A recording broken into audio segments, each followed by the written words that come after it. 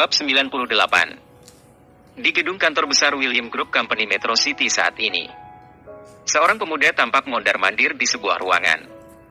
Tampaknya dia sangat gelisah kali ini. Bolak-balik dia melihat ke arah jam tangan miliknya dan kembali bergumam, "Kakek ini.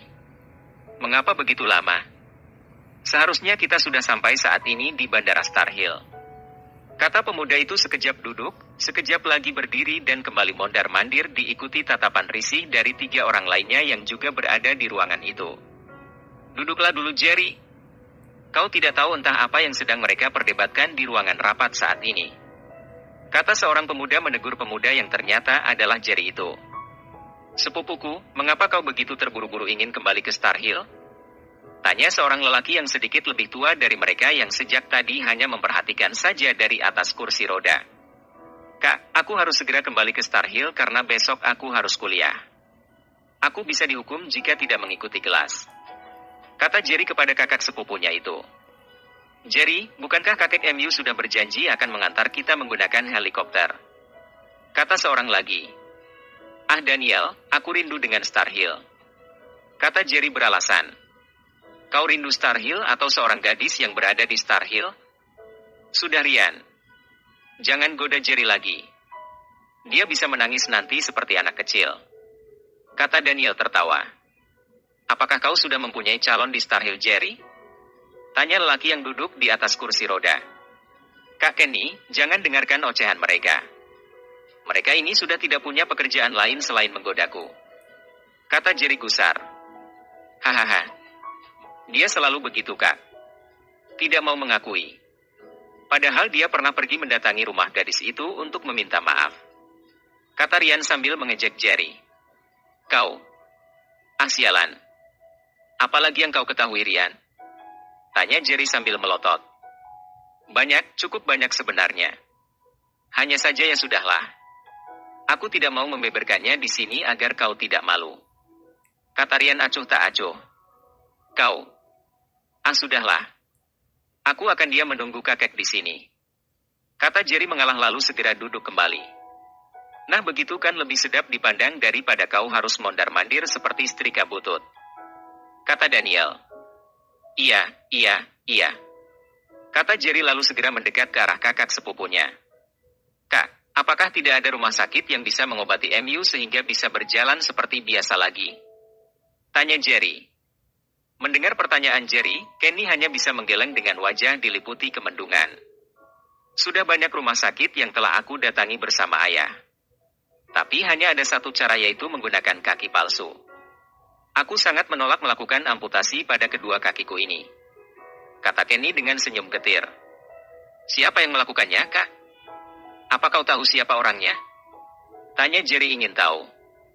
"Orang yang sama dengan yang mencelakai ayah MU. Pelaku, perencana dan pengkhianatnya juga orang yang sama," kata Kenny. "Aku harus membalas semua perbuatan mereka, Kak. Mereka mengambil terlalu banyak dari kita. Suatu saat mereka akan tahu siapa lawan mereka," kata Jerry penuh geram.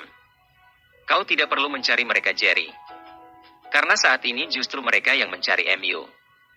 Namun jika kau memiliki kemampuan untuk membalas, tolong lepaskan orang yang berhubungan denganku," kata Kenny dengan wajah memohon. "Apa maksud dari perkataan MU ini, Kak?" tanya Jerry pura-pura tidak mengerti. "Kau akan tahu, Jerry. Akan tahu. Sepandai-pandainya orang menyimpan bangkai, pasti akan tercium juga bau busuknya. Baiklah, Kak. Aku janji padamu. Aku juga janji akan mencarikan tabib untuk MU jika tidak ada lagi dokter yang mampu menyembuhkan kaki MU ini," kata Jerry. "Jangan buang waktu MU secara sia-sia, Jerry. Di hari-hari depan, kau akan sangat sibuk. Tanggung jawab MU adalah membawa keluarga kita berjaya seperti zaman kakek waktu muda dulu.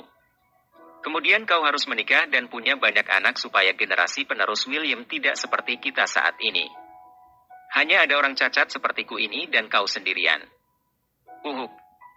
Mendengar kakak sepupunya menyuruh dirinya agar segera menikah dan memiliki banyak anak, membuat Jerry segera terbatuk. Dia merasa sesuatu mengganjal di tenggorokannya. "Mengapa? Kau tahu bahwa paman menikah di usia yang hampir 30 tahun. Waktu itu dia didahului oleh ayahku. Setelah aku lahir, dia selalu membawaku kemanapun dia pergi kecuali dalam urusan bisnis. Sampai aku berusia beberapa tahun barulah dia menikah. Aku jelas banyak belajar dari ayah MU sampai-sampai orang-orang mengatakan bahwa aku adalah Kenny Wilson bukan Kenny Jackson. Kakak beruntung dapat merasakan kasih sayang dari orang-orang yang mencintai MU. Kata Jerry sambil merangkul pundak kakak sepupunya itu. Semua ada hikmahnya Jerry. Beruntung saat itu kau sempat dilarikan oleh pembantu keluargamu. Jika tidak, kau pasti sudah tidak ada di sini saat ini. Kata Kenny. Jerry mengempaskan nafas berat. Kak, sudah pukul 8 malam. Mengapa kakek lama sekali? Tanya Jerry. Menjual sepetak sawah saja bisa memakan waktu berhari-hari Jerry. Apalagi ini menyangkut masalah pengalihan saham perusahaan yang meliputi dalam bidang pertambangan, konstruksi, jasa pengangkutan transportasi laut, perhotelan dan masih banyak lagi. Kalau kau berpikir bahwa William Group seperti FOC MU maka kau salah besar Jerry. William Group 100 kali lebih besar dari FOC milik MU. Kata Kenny tanpa menyombongkan diri. Bagaimana kakek bisa mempercayakan perusahaan sebesar ini kepadaku kak? Lalu, pada siapa lagi kakek akan mempercayakan perusahaan ini? Kepada Robin? Begitu maksud MU. Jangan bodoh begitu Jerry. Ayah tidak memiliki banyak kemampuan untuk membawa perusahaan ini ke arah yang lebih baik. Malah kami terus merugi. Ditambah lagi dengan kebijakan kesepakatan kerja yang dilakukan ibuku yang sama sekali tidak menguntungkan bagi perusahaan ini. Itulah sebabnya kakek harus bertindak cepat memindahkan seluruh asetnya ke atas nama MU agar kau bisa memegang keputusan bulat dalam setiap kebijakan atau kerangka kerja yang membutuhkan persetujuan MU sebagai pemilik perusahaan. Jerry menjadi malu dengan ucapannya tadi. Betapa dia saat ini merasa sangat berarti bagi dua keluarga. Ini karena hanya dia satu-satunya pewaris yang tersisa dari generasi ketiga bagi keluarga William dan Smith. Baiklah kak. Aku mengerti sekarang. Jangan khawatir. Aku pasti akan membayar kepercayaan yang telah kalian berikan kepadaku. Kata Jerry berjanji. Tak lama setelah mereka selesai ngobrol, pintu ruangan itu pun terbuka. Kini tampak 4 orang memasuki ruangan. Jerry mengenal siapa 3 orang ini. Namun tidak mengenal seorang lelaki berusia sekitar 35 tahun yang datang bersama mereka. Kakek sudah datang. Bagaimana jalan rapat tadi, kek? Tanya Kenny ingin tahu. Baik, semuanya berjalan dengan baik tanpa ada hambatan yang berarti. Kata Tuan William. Jerry, kemarilah. Kata Tuan William meminta Jerry untuk mengtirinya. Setelah Jerry datang, Tuan William memperkenalkan dia dengan orang keempat yang tadi masuk bersama mereka. Perkenalkan, ini adalah Tuan Briley. Kata Tuan William memperkenalkan orang yang masuk bersama dengannya tadi. Mendengar kakeknya memperkenalkan seseorang dengan nama Briley, Jerry pun segera menyalami orang tersebut. Setelah mereka saling berkenalan, Tuan William lalu menceritakan kepada Jerry bahwa Briley ini adalah advokat yang memegang kuasa hukum milik perusahaan William Group. Saat ini, semua kuasa hukum serta urusan dengan perundang-undangan dalam negara akan ditangani oleh Tuan Briley ini termasuk jika ada pelanggaran hukum, persengketaan dan seluruh kesepakatan investasi dalam penyaluran modal yang tertulis dan ditandatangani berdasarkan hukum yang berlaku semuanya berada dalam wilayah Tuan Briley ini. Ini juga termasuk tentang surat kuasa, juga tentang surat wasiat atau peralihan dan penjualan saham dalam perusahaan yang membutuhkan keterangan hitam di atas putih. Maka Tuan Briley ini akan menyimpan semua data itu dan akan menjadi orang paling depan ketika perusahaan mengalami masalah yang bersangkutan dengan hukum dan undang-undang yang telah ditetapkan di negara ini. Mendengar ini, Jerry hanya manggut-manggut saja.